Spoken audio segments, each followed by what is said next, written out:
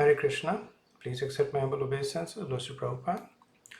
So today we will continue our discussion on mantra 5 of the Īśopaniṣad.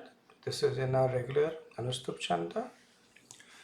Tade jati tanne jati tadure tadvantike tadantarasya sarvasya tadyu sarvasyasya bhayata. The Supreme Lord walks and does not walk. He is far away, but he is very near as well. He is within everything, and yet he is outside of everything. So in the previous mantra, there was a description of the Lord in seemingly contradictory terms. That is fixed at one place, but then also he is everywhere, right? So that same mood is continued in this verse. So it also talks about the seemingly contradictory attributes of the Lord and how do we understand them. So a summary explanation of the verse is that the Supreme Lord Krishna is full of apparent contradictions, and one must accept them as a testament to the inconceivable qualities of Krishna. Right? So it is said that when one understands that Krishna cannot be understood, then he begins to understand Krishna. So there are all the scriptures, there are so many ways in which an attempt is made for us to understand Krishna, but they ultimately are there to lead us to the point that Krishna is adhoksaja, he's beyond our senses. So Prabhupada says that here is a description of some of the Supreme Lord's transcendental activities executed by his inconceivable potencies. The contradictions given here prove the inconceivable potencies of the Lord. Right? So one may say that if you are already accepting that Krishna is beyond your understanding, what is the point in reading these scriptures which are trying to explain Krishna? And the point is that the scriptures have been given to us by Krishna. So it's not that by reading the scriptures we will understand Krishna, but by reading the scriptures we become qualified to receive the mercy of the Lord, and then we understand Krishna. Right? So that is why even though he is inconceivable, we try to conceive him under the guidance of the Guru, Sadhu and Shastra. So Prabhupada in the purport, he talks about 5 topics. So he talks about firstly that the Supreme must be inconceivable. And then he talks about how the absolute truth is far but near. Then Prabhupada talks about deity worship. So this is a derived point. Does not appear in the mantra, but it is a derived point from the mantra, and Prabhupada talks about in some level of details. We'll discuss this. Prabhupada talks about Nirgun and Sagun, which is describing the apparent contradictions. And then finally Prabhupada talks about, once again, that how the Lord pervades everything yet is separate. So since we are reading the Upanishads, which is built on logic, so a little bit of understanding of the process of logic, that there are 3 kinds of logic. There is logic that makes sense, which we say is logical. Then there is logic that does not make sense, which we say is illogical. And then there is a third, that is trance logic. So trance logic is that in whose presence logic does not stand. Or other way, that which does not depend on logic to stand. So we'll understand this by example. that uh,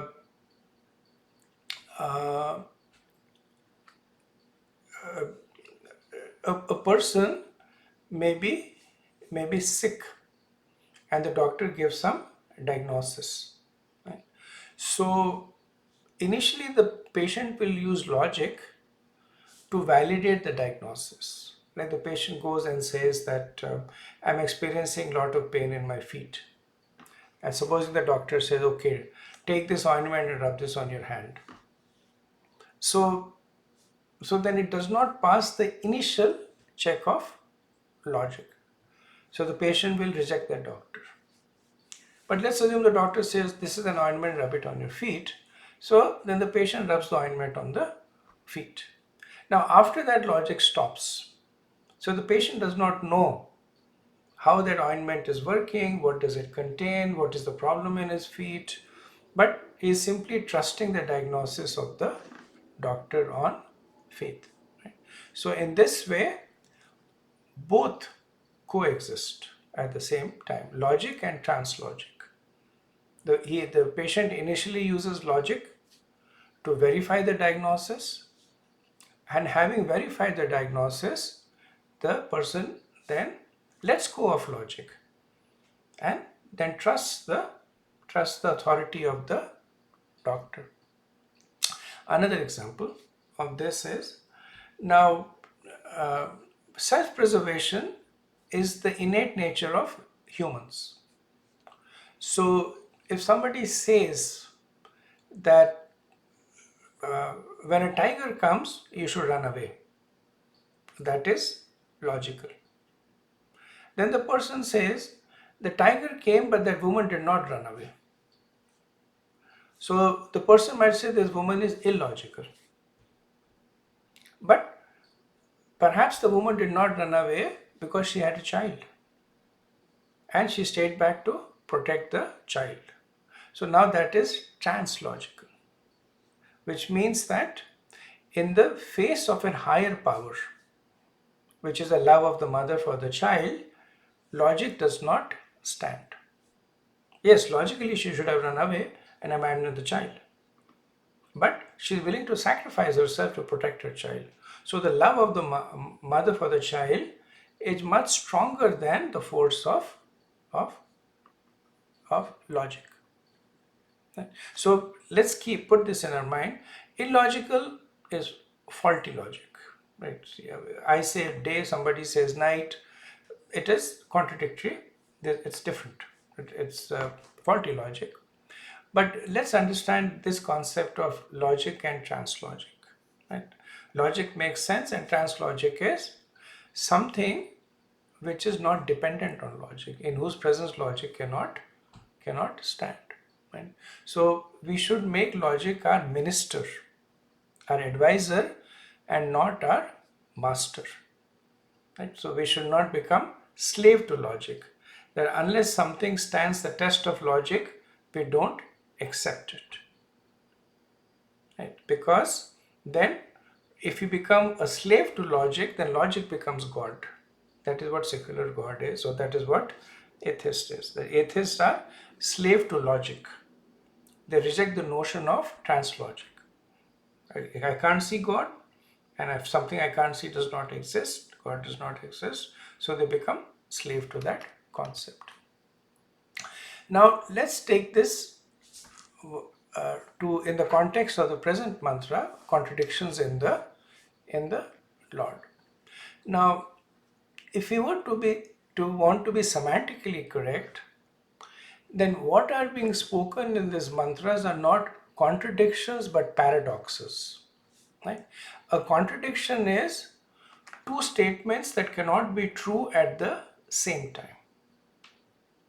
If I am saying it is daytime and another person is saying it's nighttime, it's a contradiction.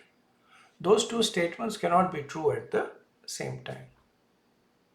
But a paradox is one that appears to be contradictory, but it may lead to a deeper truth. So a paradox may seem to be illogical, but is actually translogical. So that's the difference between a contradiction and a paradox. A contradiction cannot be resolved, but a paradox can be resolved. Right? So, for instance, making a statement like having more options makes you less satisfied. Right? It's a contradiction. That if you have more options, you have more choices, you should be more satisfied. But when you look at it deeper, then the psychology of the person, that when the person has more options, they never know that the option that they select is the best option. So they're always questioning the choice. Now, it is not a contradiction, but it is a paradox. It is paradoxical that more options make you less satisfied. Another example is saying that the least corrected papers are the most correct.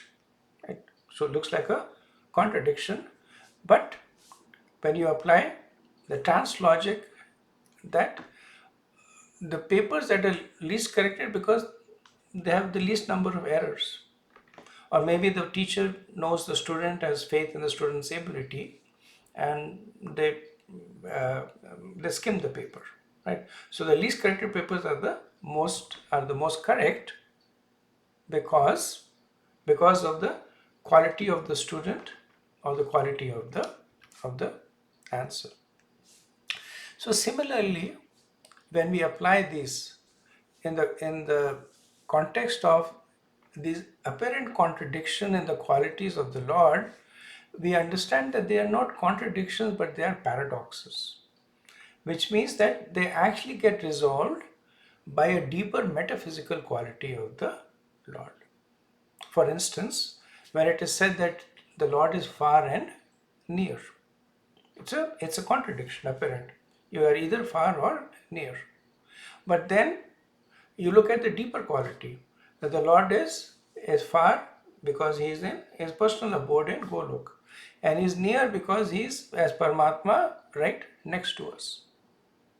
So now this contradiction becomes a paradox. That yes, there is a contradiction, but it is also resolved by trans logic. Like the trans logic is something that stands on its own. Yes, that is the Lord's ability. That while he's there in the spiritual world, he is also present as the Paramatma. So he is far and near. So now that apparent contradiction becomes an explainable paradox.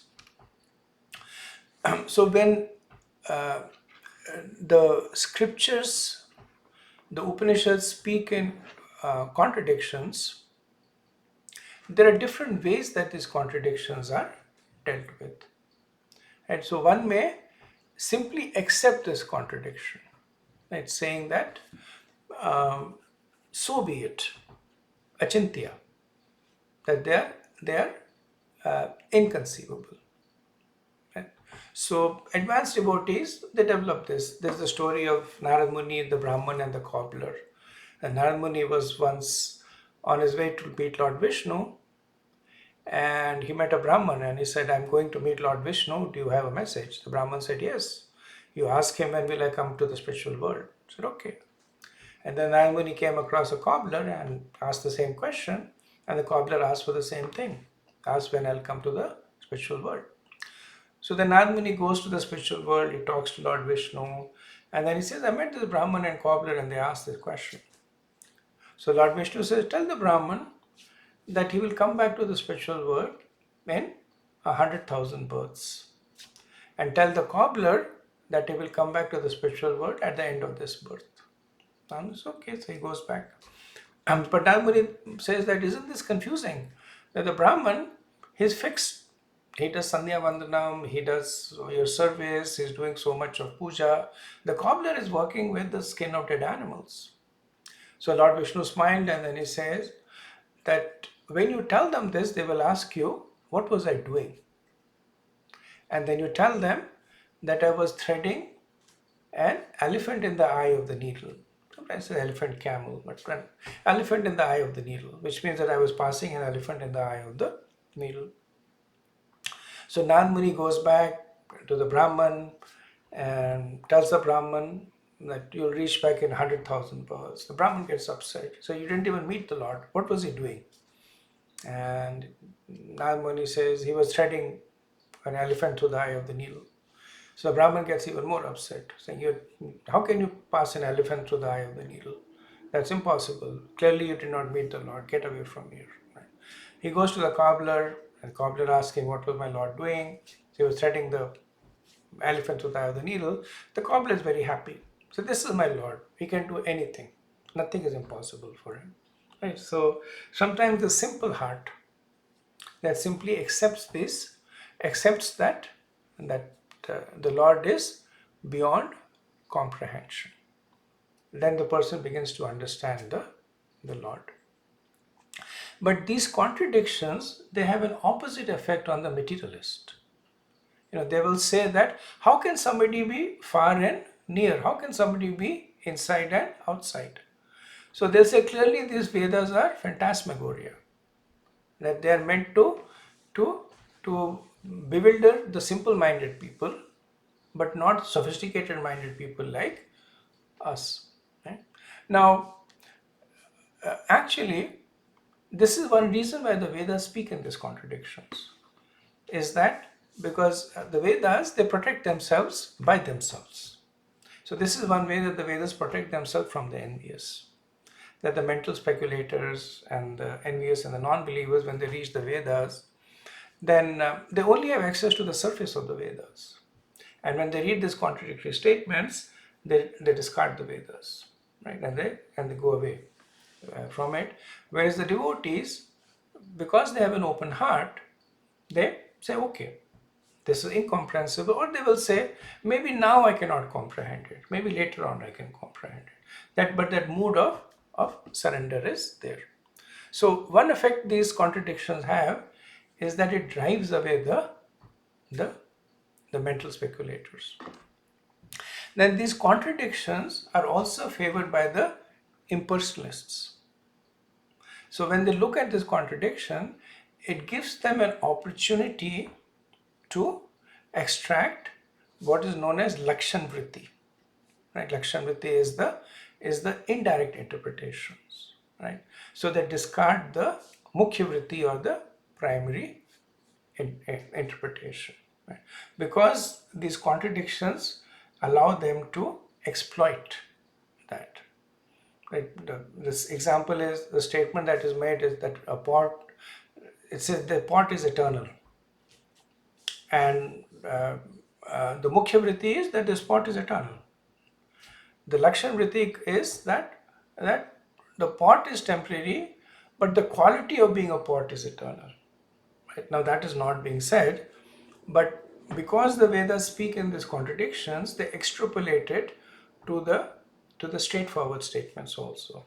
They said that, don't you remember the Vedas say that the Lord is inside and outside? That's in contradiction. So now when the Lord is saying that I'm a person, we have to also apply the same contradiction to that statement. That he's saying that while I'm not actually a person, I appear to be a person. Right? So it is said the Vedas give everything to everyone. So just like it is giving fodder for the materialists to stay away from spirituality, it is also giving fodder to the impersonalists to become strengthened in their impersonalistic speculation. Other examples of it is Krishna says, surrender unto me. This is a famous example that Prabhupada would give, because earlier on he was, before his own Bhagavad Gita was published, he was reading a Bhagavad Gita by an impersonalist scholar. And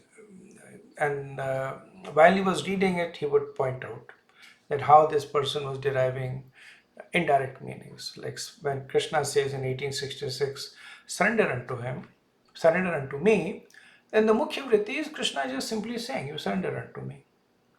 But the impersonalists, they will discard the Mukhya Vritti and they will look at the Lakshan Vritti.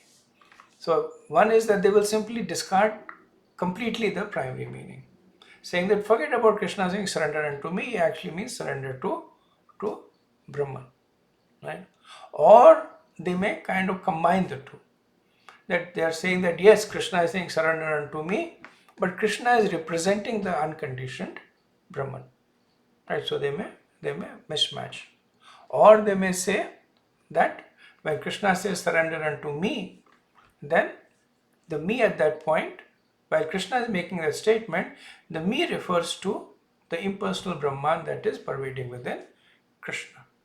Right? So this whole process of discarding the primary interpretation and generating many kinds of secondary interpretations are coming from these contradictory statements that are made in the Vedas and the Upanishads.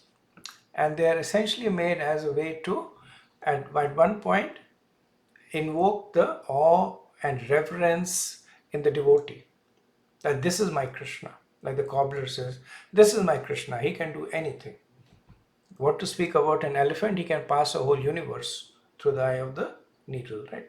And at the other hand, it also creates a barrier around the Vedas. So the Vedas are the gateway to Krishna. They're very, very sacred. So it creates a barrier around it, which bewilders the materialist and the impersonalists. Now, one might say that even devotees do Lakshan Vritti. Like they also look at metaphors, they also look at secondary meanings, which is factual, right? But the difference is that they stay true to the Siddhanta. That when they extract secondary meanings, they support the primary meanings. They don't discard the primary meaning. So this verse, this mantra has three contradictions, right? So tad ejati tan nijati, that the Supreme Lord walks and does not walk. Tad dure tadvantike, he is far away but he is very near. And tad antarasya sarvasya tat sarvasyasya bahayata, that he is within everything and he is outside of everything. And as you know, in the previous mantra, two contradictions were talked about. That he is fixed in his abode, but he is swifter than the mind. And he is in one place, but he controls those who supply the air and rain. So let's look at this contradiction. Tad dure tadvantake, is far and near. Prabhupada says that just because we cannot see the Lord with our eyes, we should not assume that the Lord has no personal existence. Okay? So the devotees understand that when the Upanishad says that he is far, it means that is the reason you cannot see with your eyes, which means that he is not in the material world, but he is in the spiritual world, right? So as Krishna Swayam Bhagavan, he is in Golok, which is very far, but as the Paramatma, he is in the soul, which is very near. Then the far and the near also refers to accessibility to Krishna. Krishna says that I am near those who are enlightened and I am far to those who are ignorant. Right? So in 1855, he says that Bhakti Amam Abhijanati.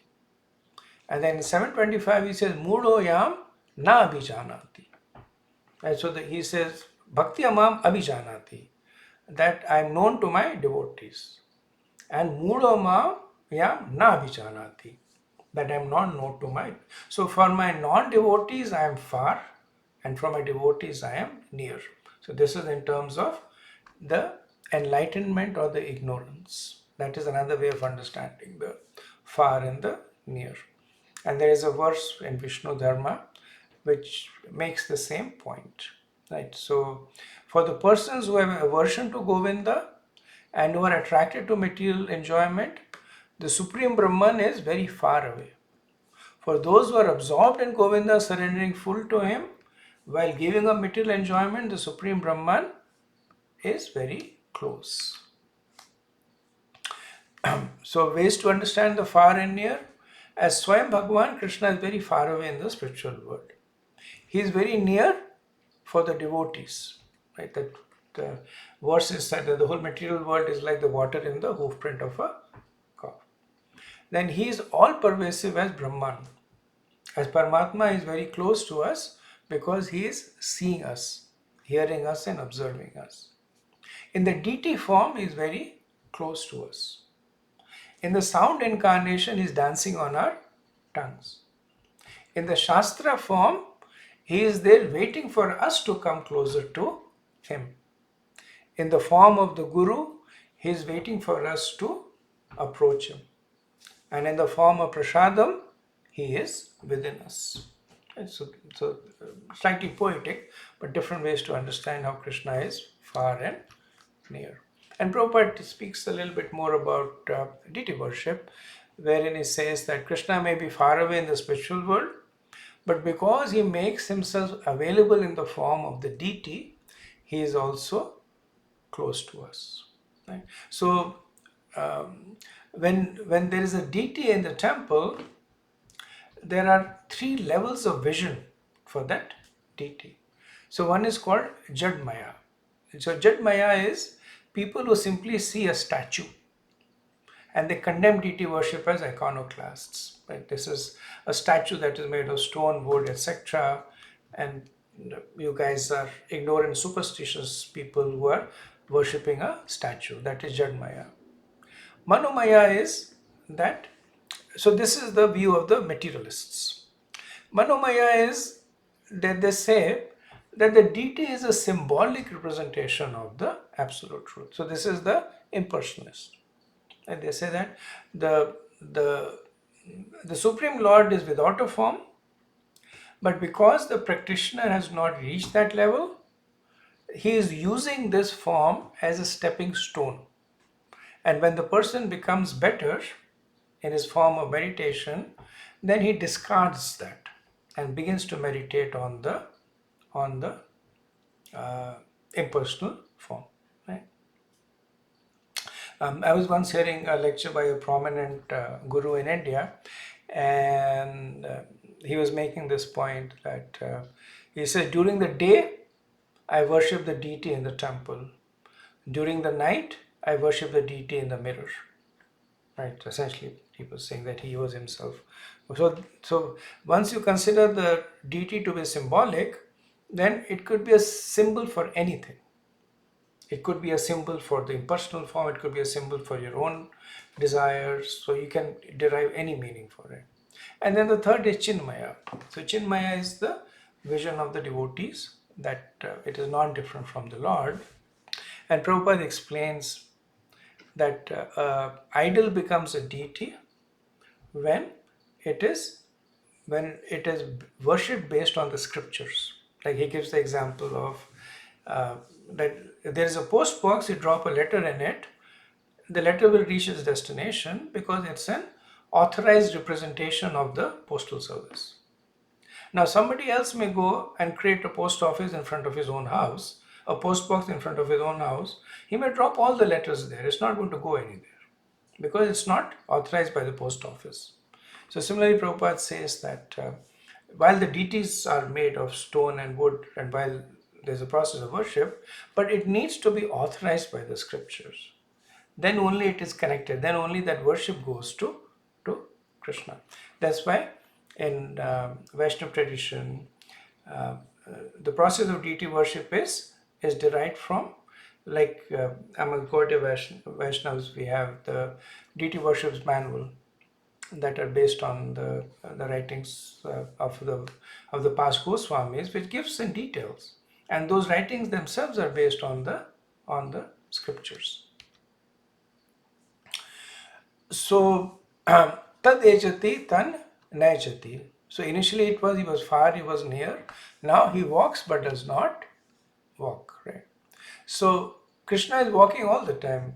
He is dancing in the rasa dance. And he has a form, so he has transcendental legs. When he displayed his universal form, that even though it was a universal form, but Arjun, even then he saw his unlimited mouths and eyes, so he saw different body parts of Krishna. So one can say that Krishna does not walk in his impersonal feature. There he has no limbs, right? So as Brahman he has no limbs, but in the personal feature he has limbs. So in the personal feature he does not walk, but in the personal feature he walks. So now we see the contradiction is explained by a deeper understanding. And Prabhupada says it also means that he does not walk like us. So we depend on our legs to walk. For Krishna, it is not dependent on anything. Prabhupada gives the example that he was saying that once he was walking with his son at night time, and then his son looked up the sky, and then he said, "Look, the moon is walking along with us." So the moon is fixed in the position in the sky, but it looks like it is walking with us, right? So it is walking and not walking at the same time. Another meaning, does not move, means that he does not stray from dharma, right? So that he is immovable in dharma. And another meaning of the phrase is that he walks and does not walk, means that, so this is more the acharyas looking at the Sanskrit in a slightly different way. And they say that tad ejati means that he is not afraid. And tan nejati means that everyone is afraid of him. Right? So similar to in the previous verse where it was mentioned that he is fearless and he can bestow fearlessness. So next it is said antarasya bhayata sarvasya, that is inside and outside everything. Right? So we understand this, we have talked about in the past, that we understand that he is inside everything as the Paramatma, and he is outside. Two ways to understand how he is outside. In his personal form, he is outside as the Supreme Personality of Godhead. He is also outside as the Brahman, which pervades everything. So the Brahman is like the energy that pervades everything. It is inside as well as it is outside. Right. So Prabhupada quotes the Brahma Samhita Ekopaso Rachetam Jagadandukoti, where he says that he is outside in his Virat form and is inside as the Antaryami. Then more technically, if you understand, then as Mahavishnu, because from Mahavishnu comes all the universes, right? So as Mahavishnu, he is outside the universe. As Shrodaksha Vishnu, he is within the atoms of the universe. As Garbhodaksha Vishnu, he is within each universe. And so in this way, he is simultaneously, through these Purusha avatars, he is simultaneously inside and outside. So summarizing, the Prabhupada talks about Sagun and Nirgun. That when one says that Krishna has contradictory qualities, one can understand that the qualities are to be looked at from the spiritual and the material perspective. For instance, we say that Krishna is Sagun and Nirgun. Sagun means that he is full of qualities, and Nirgun means that he has no qualities. Right? Again, a contradiction. But how do we resolve it? We say Sagun means that he is full of spiritual qualities, and Nirgun means that he is without material qualities. Right? So essentially, now both these statements take us to Krishna. So Krishna, Srila Prabhupada explains in the purport that in this connection, two words of the revealed scriptures often apply to the Lord: Sagun with qualities and Nirgun without qualities. The word Sagun does not imply that when the Lord appears with perceivable qualities, he must take on a material form. Right? So here Prabhupada is also talking about the incarnations of Krishna. So when Krishna incarnates, then he seems to have material qualities. He takes birth, he grows up, he grows old, he bleeds when he is cut. So then some philosophers say that for the Lord to come into the spiritual world, he has to become sagun. So he has to take material qualities. Prabhupada says that's not true. Because for Krishna, there is no difference between the material and spiritual qualities because they are both his energies. Like he gives the example, if you have electricity, you can pass electricity through the heater and get heat, or you can pass it through the AC and get cold. From the perception, they are different. One is creating heat and one is creating cold, but the source is the same. So similarly, Krishna, he has material and spiritual qualities. He's not limited by not. So if one says that Krishna can never display material qualities, then you're limiting Krishna. In fact, you're putting yourself at a higher position. I can display material qualities, but Krishna cannot, right? Which is limiting the Lord.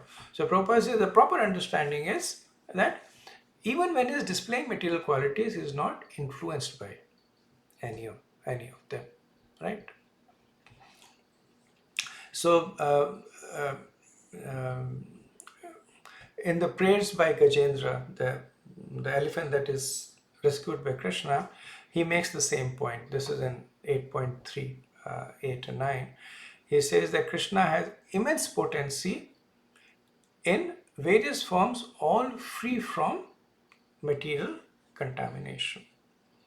Right, so this is talking about his Sagun and Nirgun. So Nirgun means no material contamination, and Sagun means immense potency. He has all qualities. He is full of qualities, but they are all Nirgun. So one of the meanings of guna is modes of material nature. So when it's used in Nirgun, which means not affected by the modes of material nature. So conclusion is that one is that God is everywhere, within, without. There is no place where where the Lord is not there.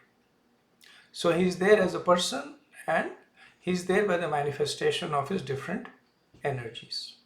But all the energies are non-different from him. Right? So even though there is oneness, that the energies are dependent on him, but there is also the difference that he has a personal form and the energies are emanating from him. So in this way, one can understand the contradictory qualities of the Lord. So these contradictory qualities are meant to inspire faith in the devotee, while at the same time they are meant to keep the non-devotees away. And not only do they inspire faith, they also give a glimpse into the nature of the Lord, that how as a person and through his energies he is experienced everywhere. So that brings us to the end of mantra 5. Thank you very much. Srila Prabhupada ki Jai. Hare Krishna.